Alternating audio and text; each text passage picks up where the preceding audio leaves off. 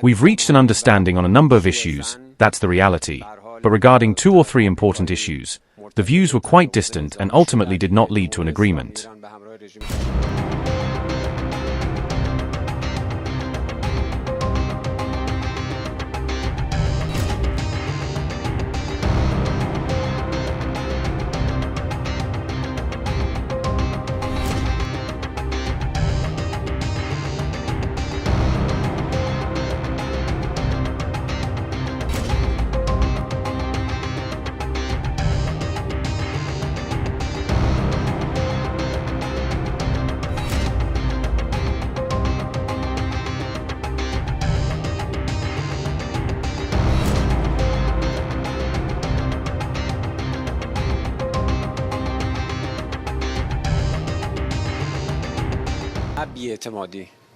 We've reached understanding on a number of issues, that's the reality. But regarding 2 or 3 important issues, the views were quite distant and ultimately did not lead to an agreement. This is the latest status that I can announce to you. Diplomacy never ends. Diplomacy is always a tool for securing and safeguarding national interests, and diplomats must do their duty in all circumstances, whether in wartime or peacetime.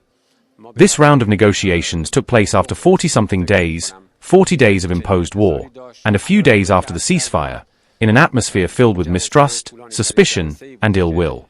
In any case, the American side committed a military transgression against the Islamic Republic of Iran, along with the Zionist regime, for the second time during the 9 months. Therefore, it was natural that from the beginning, one should not have expected that we could reach an agreement in a single session. I don't think anyone had such an expectation, despite the fact that I said this session was the longest we've had in the past year. Some new topics were added to the negotiation agenda this time, such as the Strait of Hormuz or the Gulf region. These have their own conditions, characteristics, and necessities. But I think that in any case, we must, as diplomats and as the diplomatic apparatus, continue to pursue our national interests under all circumstances, using various tools to safeguard the security, rights, and interests of the Iranian people. Contacts and consultations between the Islamic Republic of Iran, Pakistan, and other friends in the region will continue. Diplomacy, alongside other components of the government, alongside our good people, and alongside the defenders of the nation, are ready for all kinds of cooperation and sacrifice to safeguard the interests and national security of the country. I'm getting a lot of reports. I've been meeting for many hours, as you probably have noticed. We'll see what happens. Look, regardless, we win. Regardless what happens, we win. We've totally defeated that country. And so let's see what happens. Maybe they make a deal, maybe they don't. From the standpoint of America, we win. One of the things that's happening is that boats are sailing up and heading out to our country. Big, beautiful tankers, and we're loading them up with oil and gas and everything else. And pretty beautiful thing to see.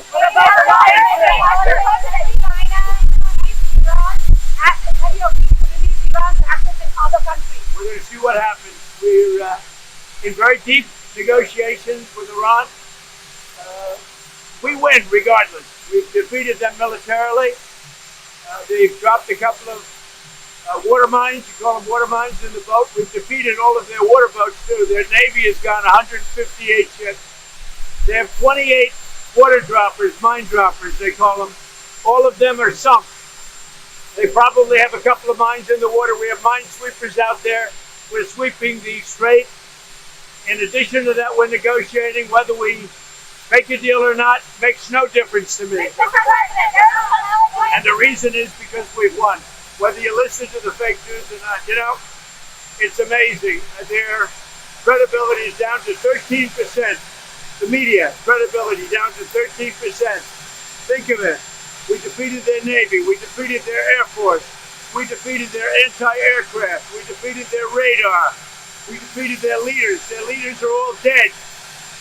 And now all we do is we'll open up the strait, even though we don't use it, because we have a lot of other countries in the world that do use it that are either afraid or weak or cheap.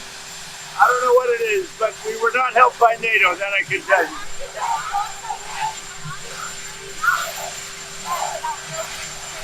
How do you know that? Why do you say that? Why do you say that? You don't know anything. Who you with? Who you with? ABC? Well, that's fake news. Let me just tell you, we win, no matter what. We've defeated their military. They have no navy. 158 ships are underwater, undersea. All of their minesweepers, and all of their, they call them mine droppers. Can you imagine? A country has 28 mine droppers. You think that's nice? With all of that being said, they're all defeated, by the way. They're all at the bottom of the sea. Now, with all of that, they have no navy. They have no radar. They have no air force. Their leaders are all dead. With Khomeini is gone. For many years he ruled. He's gone. With all of that, let's see what happens. But from my standpoint, I don't care. China is preparing to ship weapons to Iran. Well, if China does that, China's going to have big problems, okay? Well, good morning, everybody. And let me say a couple of notes of appreciation. First of all, to the Prime Minister of Pakistan and to Field Marshal Munir, who were both incredible hosts. And whatever shortcomings in the negotiation, it wasn't because of the Pakistanis, who did an amazing job and really tried to help us and the Iranians bridge the gap and get to a deal. We have been at it now for 21 hours, and we've had a number of substantive discussions with the Iranians. That's the good news. The bad news is that we have not reached an agreement. And I think that's bad news for Iran much more than it's bad news for the United States of America. So we go back to the United States having not come to an agreement. We've made very clear what our red lines are, what things we're willing to accommodate them on, and what things we're not willing to accommodate them on. And we've made that as clear as we possibly could. And they have chosen not to accept our terms. Questions? Sir, Nick Robertson from CNN. Precisely what have they rejected here? Can you help us understand it a little bit? Well, I won't go into all the details because I don't want to negotiate in public after we've negotiated for 21 hours in private. But the simple fact is that we need to see an affirmative commitment that they will not seek a nuclear weapon and they will not seek the tools that would enable them to quickly achieve a nuclear weapon. That is the core goal of the President of the United States, and that's what we've tried to achieve through these negotiations. Again, their nuclear program, such as it is, the enrichment facilities that they had before, they've been destroyed. But the simple question is, do we see a fundamental commitment of will for the Iranians not to develop a nuclear weapon, not just now, not just 2 years from now, but for the long term? We haven't seen that yet. We hope that we will.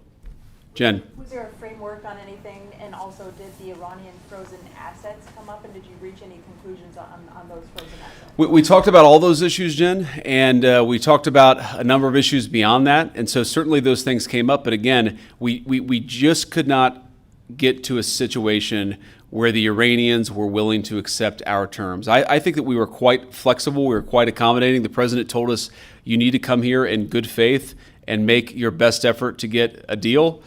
We did that. And unfortunately, we weren't able to make any headway. Preston.